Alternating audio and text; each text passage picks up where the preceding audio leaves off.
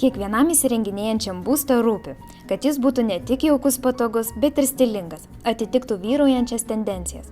Vienas svarbiausių interjero elementų – grindys. Žmonės ieškantis ilgaamžio, kokybiško ir stilingo sprendimo vis dažniau renkasi vinilo grindis.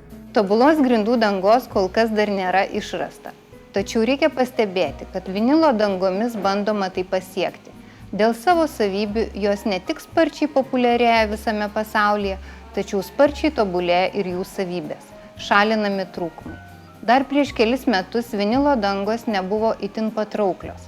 Taip pat buvo gaminamos naudojant kenksmingas medžiagas – plastifikatorius. Šiuo metu dizainų kokybė pasiekė tokį lygį, kad nepatyrusiai akiai vinilo paviršių sunku atskirti nuo tikros medienos. Stipriai patobulėjo ir gamybos procesai, kurių dėka geriausių gamintojo vinilo dangos ne tik neskleidžia kenksmingų medžiagų, tačiau tokias dangas galima siūlyti net ir alergiškiems žmonėms.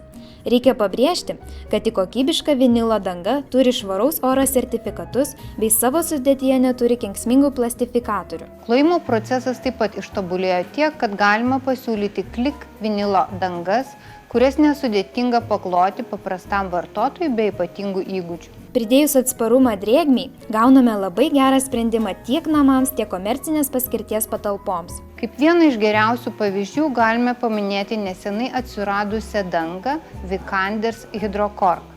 Tai vinilo ir kamštinės dangos hibridas, turintis visas geriausias šių medžiagų savybės ir neturintis didelių trūkumų. Tai elastinga, tyli ir šilta danga, dėl to labai komfortiška vaikščioti. Ypač naudinga vartotojams turintiems bėdų su sąnariais ar nugara, nes kiekvienas žingsnis amortizuojamas ir neapkrauna kūno. Beje, ant jos beveik nedūžta indai.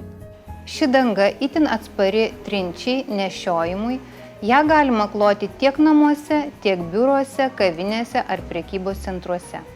Ji taip pat atspari drėgmei. Ją galima pakloti ant netobulai lygių paviršių. Ji plona, dėl to itin tinkama šildomoms grindims, beveik nereaguoja į oro sąlygų žiemą, vasarą pasikeitimus. Ją lengvai gali pakloti ir nespecialistas.